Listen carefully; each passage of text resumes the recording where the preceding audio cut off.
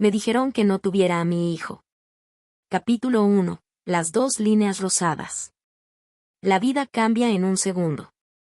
A veces ni siquiera eso. A veces solo basta con mirar algo tan simple como una prueba de embarazo, y entender que nada volverá a ser igual. Vi las 2 líneas rosadas y me quedé inmóvil. Una parte de mí pensó que quizás estaba mal la prueba. Que tal vez esas líneas no eran lo que yo creía. Que tal vez, solo tal vez, había una explicación lógica y todo seguiría igual que antes. Pero no. Eran 2. Claras. Definitivas. Sin espacio para dudas. Y en ese instante, sentí, no sé cómo explicarlo. Como si el suelo se abriera debajo de mis pies y me tragara viva. Como si el mundo siguiera girando sin mí, dejándome sola con ese pedacito de plástico en las manos. Tenía 19 años. Vivía aún con mis padres. Apenas había terminado la preparatoria. No tenía un plan claro para mi vida. Ni trabajo fijo. Ni dinero. Ni certezas. Solo tenía miedo.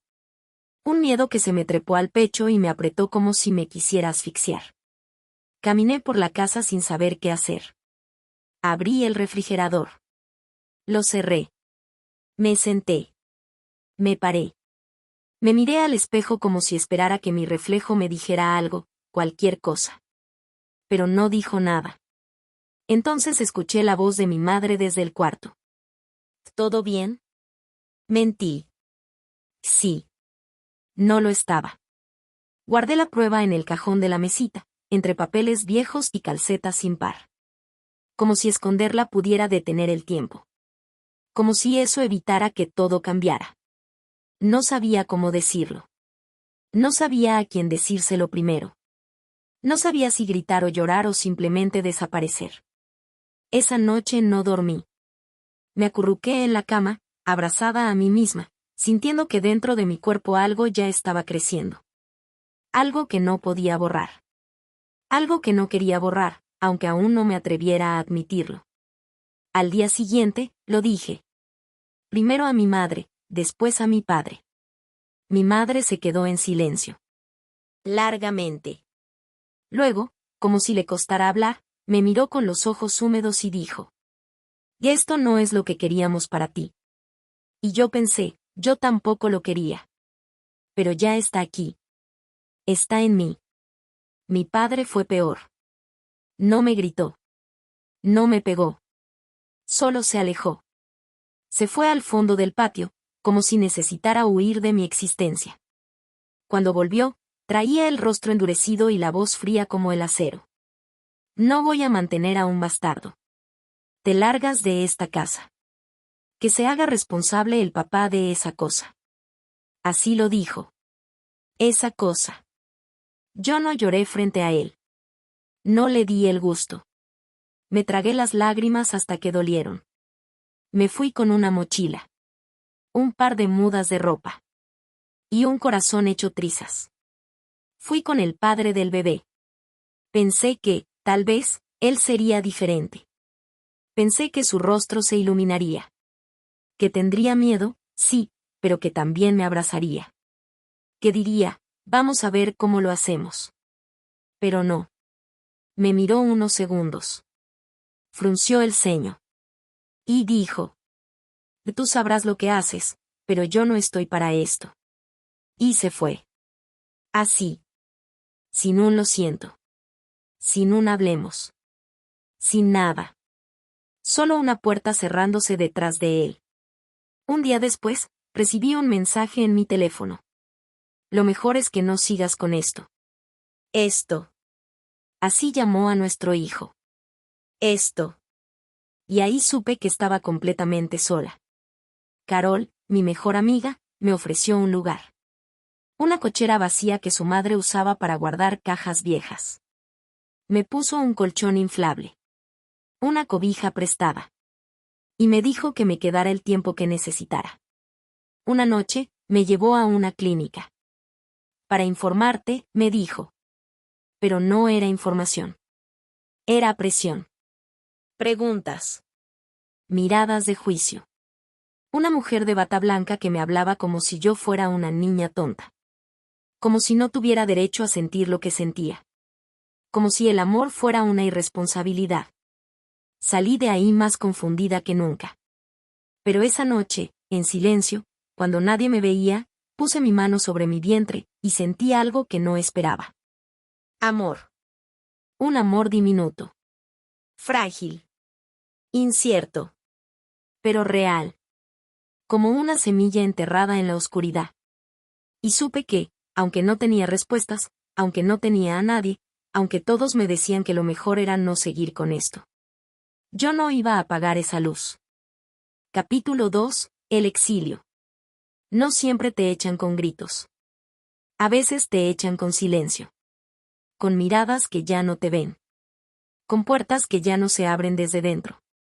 Viví los primeros días en esa cochera como si estuviera flotando en una pecera sucia, mirando el mundo desde el otro lado del cristal. Escuchaba risas, autos, voces, pero todo me parecía ajeno. Como si ya no perteneciera a ninguna parte. Había dejado atrás un hogar. O lo que creí que lo era. Ahora dormía con una linterna al lado, por si alguna rata se atrevía a cruzar cerca del colchón. Y cada noche, antes de cerrar los ojos, me preguntaba en silencio. ¿De verdad esto está pasando? Carol hacía lo que podía. Me traía comida. Me hablaba de cualquier cosa para distraerme. Pero incluso ella, que era mi amiga más fiel, no podía llenar ese vacío que había dejado la expulsión. No lo llamo rechazo. Lo llamo exilio. Porque no fue solo que me rechazaran. Fue que me sacaron del mundo en el que yo creía vivir. Me desterraron. Me dejaron fuera. Como si ya no fuera digna de pertenecer. Mi madre no volvió a llamarme. Mi padre menos. Y yo fingía que no me dolía. Pero dolía. Dios, cómo dolía. Tenía hambre todo el tiempo. Un hambre doble, la del cuerpo y la del alma. La primera la calmaba como podía. Pan duro. Sopa instantánea. Galletas. La segunda. No se calmaba. Cada día era un laberinto de preguntas. ¿Podré sola? ¿Y si enfermo? ¿Y si no consigo trabajo? ¿Y si nazco muerta? ¿Y si un día me despierto y me doy cuenta de que no soy suficiente? Las noches eran peores. Había algo cruel en la oscuridad. Como si todo lo que dolía en el día se hiciera gigante cuando el sol se iba. Como si los fantasmas aprovecharan la sombra para susurrarme al oído. No vas a lograrlo. Yo hablaba con mi bebé. Aunque aún no lo sentía moverse, le hablaba como si pudiera oírme. Estamos juntos, le decía. Aunque nadie más esté, tú estás. Y a veces, solo a veces, el silencio se volvía menos frío. Pero había días en que quería rendirme. En que pensaba, ¿y si me voy? ¿Y si dejo todo esto atrás? ¿Y si simplemente desaparezco, como esas personas que se esfuman y nadie las vuelve a mencionar? Y entonces abría los ojos, y recordaba las 2 líneas rosadas. El comienzo de todo. El símbolo de una promesa que aún no sabía cómo cumplir. Un jueves, salí a buscar trabajo. Fui a cafeterías, panaderías, tiendas de ropa. Siempre lo mismo. ¿Tienes experiencia? ¿Estás embarazada? Mentí. Dije que no. Pero mi cuerpo ya comenzaba a delatarme. El vientre, apenas redondo. La forma de caminar, un poco más lenta. Nadie contrataba a una chica rota con un bebé en camino. Una noche, Carol me abrazó. Me dijo: no estás sola. Y lloré. Por primera vez desde que me fui de casa, lloré en voz alta. Porque sí estaba sola. Ella me quería, sí. Me ayudaba. Pero no era su hija. No era su responsabilidad. Y lo sabía. Cada cosa que me daba era prestada. Temporal. Como quien pone un paraguas sobre alguien que se ahoga en una tormenta. Un día, sin pensarlo, volví a pasar por mi antigua casa. Desde la acera, la vi. Igual que siempre. Las plantas en la ventana. El coche de mi padre.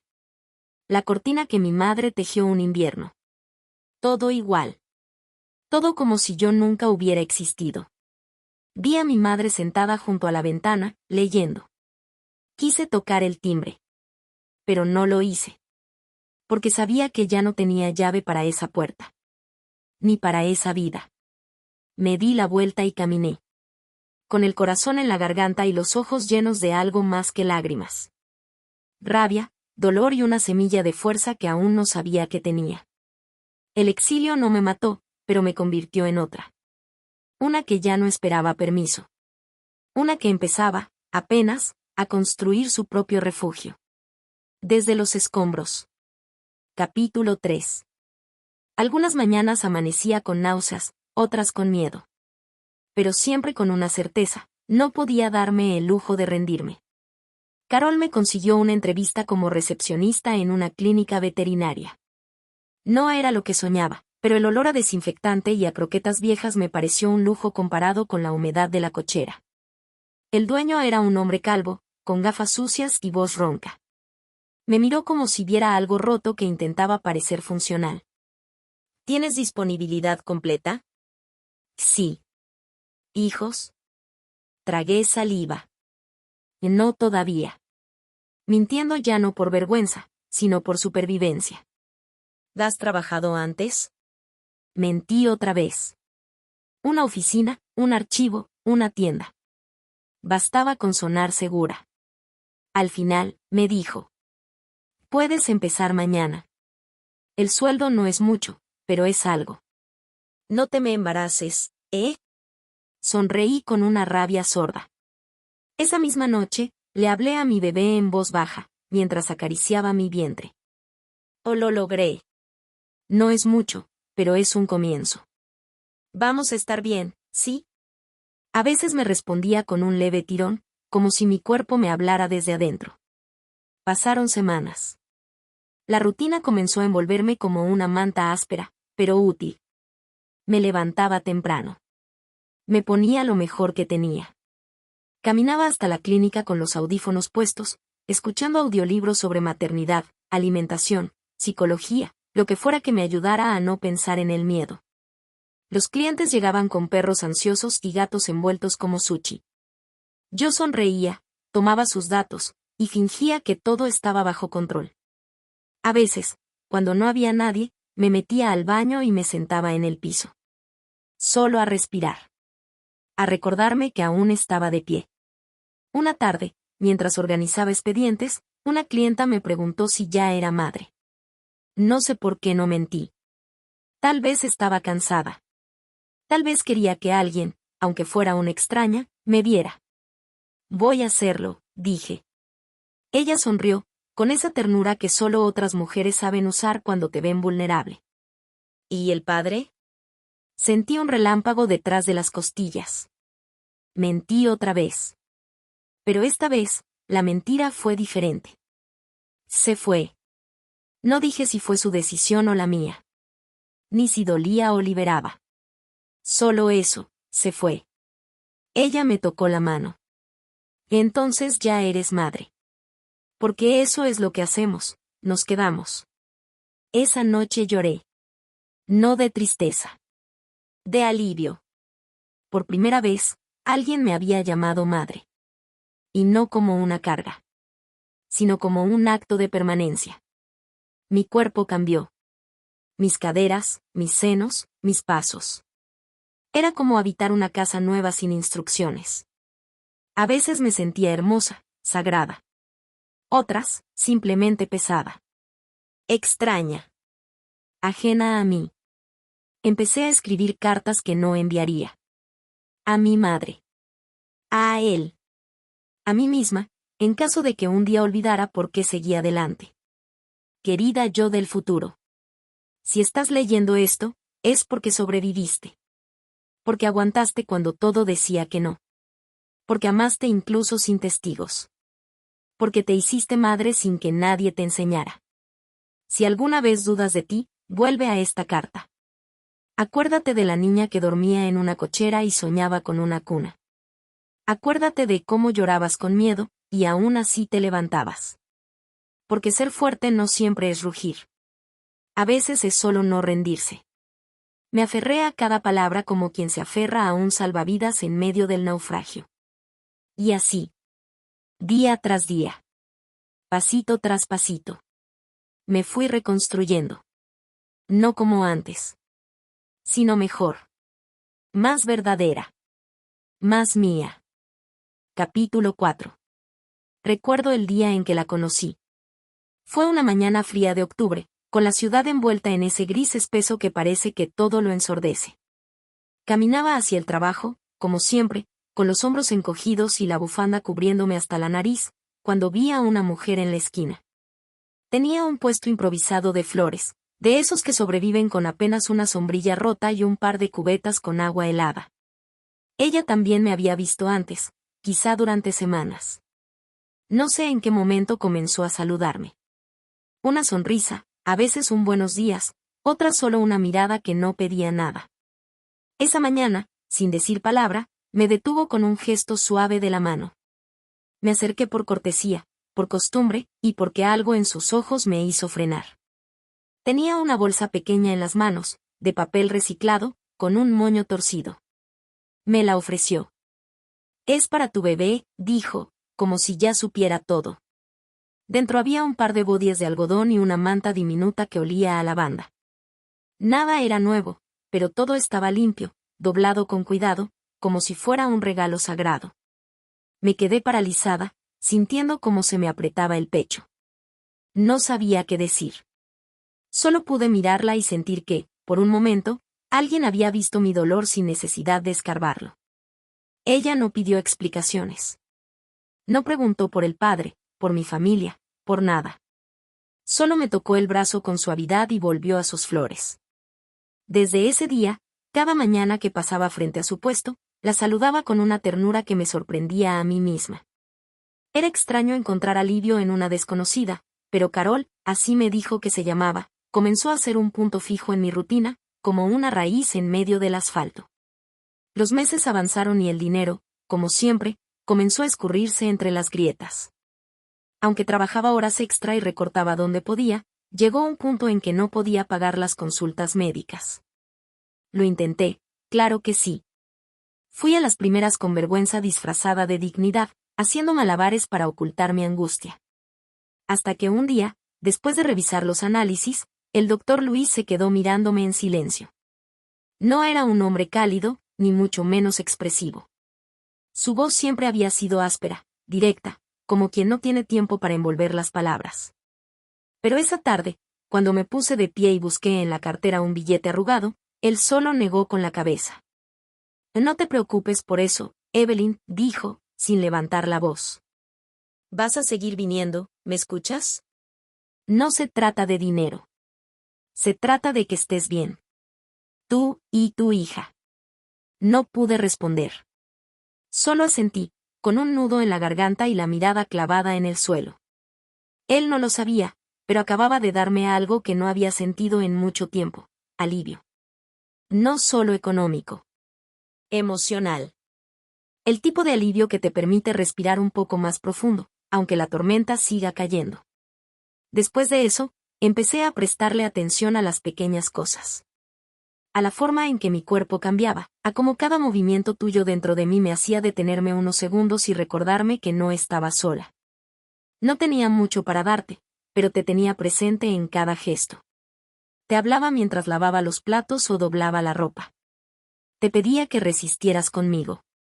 Te prometía que haría todo porque tu llegada no se sintiera como una caída, sino como una promesa. A veces me sorprendía pensándote como si ya estuvieras aquí. Me imaginaba cómo serían tus ojos, si ibas a reír como yo o tener la mirada ausente de él. No sabía si debía esperar con esperanza o con miedo, pero cada patadita me decía que ya no había vuelta atrás. Y aunque el pasado aún me dolía, empecé a entender que no podía vivir en él. Que había algo nuevo creciendo. Algo más fuerte. Algo que merecía ser vivido sin culpa. Capítulo, ya viene. La noche estaba en silencio. Demasiado. No el silencio apacible de una madrugada cualquiera, sino ese tipo de silencio denso que antecede a lo inevitable. El cuarto estaba oscuro, apenas iluminado por la luz de la calle filtrándose por la cortina rota. Me había quedado dormida vestida, con la mano sobre el vientre, intentando calmar los latidos que ya no obedecían a ningún ritmo lógico. Y entonces, lo sentí. No fue como en las películas. No hubo gritos ni un torrente dramático de agua.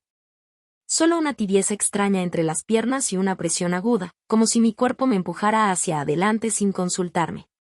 Me incorporé de golpe. El colchón húmedo, la respiración entrecortada. No necesitaba confirmación, había roto fuente. Y ella, ya venía. Busqué el teléfono. Sin batería. El cargador, desconectado desde la tarde por haber hervido agua para la cena. Busqué el número de taxis en un papel arrugado que tenía sobre la mesa. Llamé. Ocupado. Volví a marcar. Nadie contestó. Otra vez. Otra. Alguien respondió, pero colgó al oír la urgencia en mi voz. No podía quedarme esperando. Me puse los zapatos sin medias, abrigué lo que pude con un suéter viejo, tomé una bolsa con lo esencial, ni siquiera sé qué puse dentro, y salí. El viento helado me golpeó de inmediato. Las calles estaban desiertas. Apenas un par de faroles encendidos y el sonido lejano de un motor, que se extinguía antes de volverse esperanza. Caminar fue una decisión sin opción. 10, 15 minutos, pero se sintieron como kilómetros. Cada paso era una batalla. Las contracciones me caían encima como cuchillos afilados, directos a la espalda. Me doblaban. Me hacían detenerme y apoyarme en paredes frías o postes oxidados, mientras trataba de no gritar, de no dejarme caer. El miedo de terminar sola, desplomada en la banqueta, me sostenía con más fuerza que mis piernas. El suelo parecía inclinarse en mi contra. El frío trepaba por mis pies como un animal lento y cruel. Los semáforos parpadeaban en rojo, aunque no venían autos. El mundo entero parecía haberse detenido, observándome desde su quietud, como si nadie quisiera mancharse con mi urgencia. Pensé en ti. En cómo estarías luchando conmigo desde dentro. En tus manitas pequeñas, apretadas. En tu corazón latiendo junto al mío, más valiente que yo. Repetía tu nombre en mi cabeza, aunque todavía no lo había elegido. Como una oración, como un faro. Cuando vi el hospital a lo lejos, mis ojos se llenaron de lágrimas que no quise parpadear. Avancé como si se tratara de un último acto. El cuerpo entero me dolía, la frente cubierta de sudor, los muslos temblando. Sentía que cada célula pedía rendirse, pero entonces lo vi. Ahí estaba. Luis. De pie en la entrada, con la bata abierta, sin abrigo, con la cara crispada entre preocupación y furia. ¿Estás loca? Y gritó mientras corría hacia mí, ¿por qué no llamaste? ¿Por qué tardaste tanto? No pude responder. Solo me derrumbé en sus brazos, envuelta en un dolor que ya no era solo físico. Estaba ahí, aferrada a él como si fuera el último árbol antes de caer al mar. Ya viene, susurré con un hilo de voz. Y él, sin decir más, me sostuvo más fuerte. Oh, vamos, Evelyn. Ya estás aquí. Te tengo. Capítulo 5. La primera carta. Hay cosas que el tiempo no borra. Algunas se desvanecen, sí, pero otras se quedan adheridas como perfume viejo en una prenda que no quieres lavar. La primera carta de Matías fue así. Un instante suspendido que todavía puedo oler. Tenía 6 años. Todavía le costaba escribir, mezclaba letras, usaba más dibujos que palabras. Me la dio al llegar del colegio, con las mejillas sucias de tierra y el uniforme lleno de crayón azul. Se quedó parado en la puerta, escondiendo las manos detrás del cuerpo como si ocultara un tesoro. Y lo era. Toma, mami, para ti, dijo con esa voz que aún no le rompía el pecho. Era un papel doblado en 4. Una hoja del cuaderno, con los bordes arrancados torpemente. Decía, te amo, mami. Con las letras grandes, apretadas, como si temiera que el amor se escapara por los márgenes. No sé por qué lloré tanto. No era la primera vez que me decía que me quería, pero sí fue la primera vez que lo puso por escrito. Como si él también necesitara dejar constancia. Como si también supiera que yo guardaba los días más importantes en lugares secretos. La guardé en mi caja de zapatos. Una caja vieja, de cartón gastado, que una vez contuvo unos tenis baratos que me compré con el primer sueldo después de volver al trabajo. Ahí guardo todo. Su primer diente, envuelto en papel de baño. El dibujo que hizo de los dos en un parque que nunca visitamos. Una servilleta con garabatos. Su primer mechón de pelo, cortado por error cuando jugó a ser barbero con unas tijeras escolares. Todo lo que me recuerda que no viví en vano. Esa caja es mi cofre.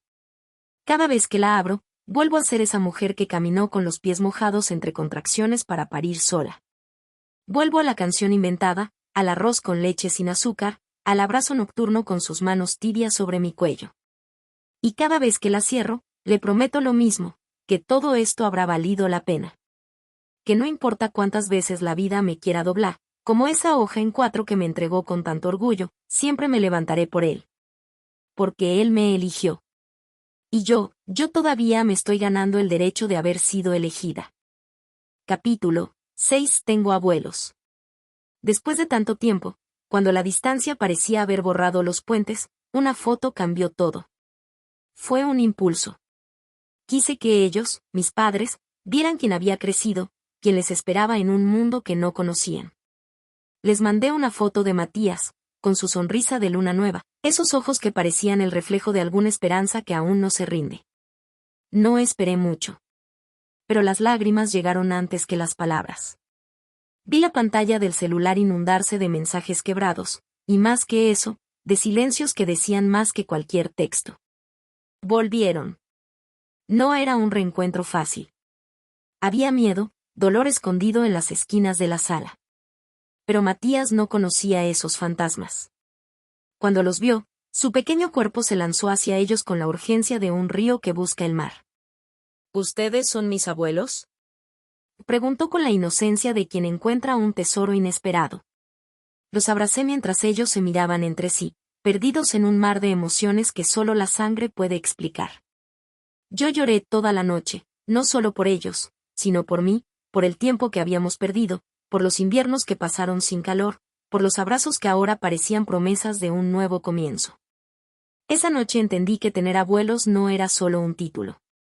Era una segunda oportunidad para construir raíces más fuertes, para que Matías creciera con la certeza de que el amor, a veces, vuelve cuando menos lo esperas. Y aunque no podía borrar el pasado, en sus lágrimas vi el reflejo de un futuro que por fin quería creer. Capítulo 7. Cenas con Luis. Con mis padres de vuelta y una nueva rutina que poco a poco se iba armando, sentí que el aire empezaba a ser un poco más llevadero. Tener a mis padres cerca le daba a Matías un apoyo que yo no podía darle sola, y eso me liberaba aunque fuera un poco. Luis, que ya no era solo el doctor que me atendió, empezó a ser parte de nuestras vidas sin empujar, sin exigir nada. Era como ese amigo constante que se sabe respetar los silencios y los ritmos. Me invitó a cenar unas cuantas veces, no solo para compartir comida, sino para que yo pudiera salir, respirar, olvidarme por un rato de la carga. Nunca me sentí presionada. Luis sabía que mi mundo era pequeño, frágil, y poco a poco me mostró que podía confiar, que no estaba sola. A veces me ayudaba con las vacunas de Matías, asegurándose que no nos faltara nada, otras veces me acompañaba a hacer trámites, con paciencia y una sonrisa que parecía decir todo va a estar bien. Él llevaba a Matías al parque, y verlo jugar con él me daba un respiro que no sabía que necesitaba. Era una ayuda sin condiciones, sin prisa, un apoyo silencioso que se volvió fundamental para nosotros. En esas cenas, en esos pequeños gestos, aprendí que el amor podía llegar en formas inesperadas, sin grandes palabras, solo con presencia. Capítulo 8. El sueño de Matías. Una tarde, cuando Matías tenía 11 años, me sorprendió con una frase que todavía guardo en el pecho. Íbamos caminando después de la escuela, él llevaba su mochila al hombro, y con esa seriedad de niño que de repente parece tan sabia me dijo: «Mamá, quiero ser doctor como Luis». Me quedé callada un momento, viendo su cara llena de ilusión y esperanza.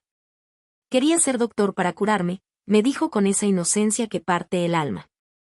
Quería cuidar de mí, porque decía que me dolía todo de tanto trabajar. Sentí que me hinchaba el pecho de orgullo, pero al mismo tiempo se me hacía un nudo en la garganta. Por un lado, estaba feliz de que mi hijo tuviera un sueño tan noble y bonito. Por otro, me invadía la culpa por todo lo que no pude darle, por las noches que no dormí, por los momentos que él tuvo que crecer rápido.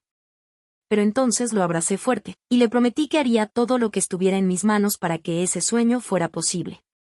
Porque más que nada, quería que supiera que nunca estaría solo, que yo siempre estaría para él, aunque el camino fuera duro. Capítulo 8. Carta a los 15. A los 15 años, Matías me entregó una carta que nunca olvidaré. La tomó de su mochila con cuidado, como si fuera un regalo muy valioso, y me la dio sin decir nada más. Esa noche, después de acostarlo, me encerré en el baño para leerla. Las palabras se deslizaron entre mis dedos, pero el peso de lo que significaban me aplastó el pecho. Gracias por no rendirte cuando todos te dijeron que lo hicieras. Yo no estaría aquí si no fuera por ti. Lloré. Lloré en silencio, con las manos temblando, mientras las lágrimas caían sin pausa. Esa carta era mucho más que tinta y papel, era mi sostén, mi fuerza en los días oscuros, mi prueba de que había valido la pena cada sacrificio. La guardé como un tesoro, doblada en 4, dentro de una cajita de zapatos donde también descansan sus dibujos, sus dientes de leche, sus primeras estrellitas en la escuela. Esa carta me sostuvo más que cualquier apoyo económico, más que cualquier palabra de aliento. Fue mi luz cuando creí que todo se apagaba. Capítulo 9. Orgullo. Matías tiene 21 años ahora. Estudia medicina en la universidad pública, justo como soñaba, y trabaja medio turno en una farmacia para ayudar con los gastos de la casa. A veces, cuando llego temprano o regreso tarde del trabajo, encuentro pequeñas notitas en el refrigerador. Mensajes simples, como estoy orgullosa de ti, gracias por todo, siempre o te amo, mamá. Las dejo ahí, para encontrarlas cuando más las necesito. Me recuerdan que no estoy sola, que todo este camino valió la pena. Lo observo de lejos, a veces sin que él se dé cuenta, mientras estudia, habla con amigos o prepara su café. Me pregunto si entiende lo mucho que ha significado para mí, cuánto he luchado para darle esta oportunidad. Y en esos momentos, cuando lo veo crecer, fuerte y decidido, una mezcla de orgullo y miedo me invade. Me pregunto si valió la pena todo el sacrificio, las noches sin dormir, las lágrimas escondidas. Pero sé la respuesta en el fondo de mi corazón. Sí. Sí valió la pena. Capítulo 10. La pregunta. Una tarde, mientras cenábamos juntos, Matías me miró con esos ojos que parecen entenderlo todo, y me hizo la pregunta que nunca pensé que tendría el valor de hacer. ¿Te arrepientes? Me sorprendió. No esperaba que un hijo preguntara eso, pero lo entendí. Quería saber si yo había dudado de él, de nosotras, en algún momento. Respiré profundo y le dije con toda sinceridad. Jamás. Ni siquiera cuando no sabía cómo íbamos a sobrevivir. Él me abrazó fuerte, como si quisiera asegurarse de que esas palabras fueran reales, y yo sentí que en ese abrazo estaba todo el amor, el cansancio, la fuerza y la esperanza que habíamos compartido durante todos esos años. En ese instante, supe que habíamos ganado. Que cada lágrima, cada sacrificio, había valido la pena. Epílogo. La caja de zapatos. Sentada en el silencio de mi cuarto, abrí la vieja caja de zapatos que había guardado por tantos años. Con cuidado, saqué la primera carta que Matías me escribió. Su letra infantil, esas palabras simples y sinceras, todavía me hacían latir el corazón con fuerza. Luego vinieron los dibujos, llenos de colores y sueños, y sus dientes de leche, pequeños recuerdos de su infancia que me parecían milagros en mis manos. Entre todas esas memorias, encontré una foto que me había olvidado de guardar. Matías, ahora joven y fuerte, con su bata de laboratorio, una sonrisa que reflejaba todo lo que habíamos logrado. Susurré, casi sin voz. Gracias por elegirme, hijo. Pero fui yo quien tuvo el privilegio de tenerte.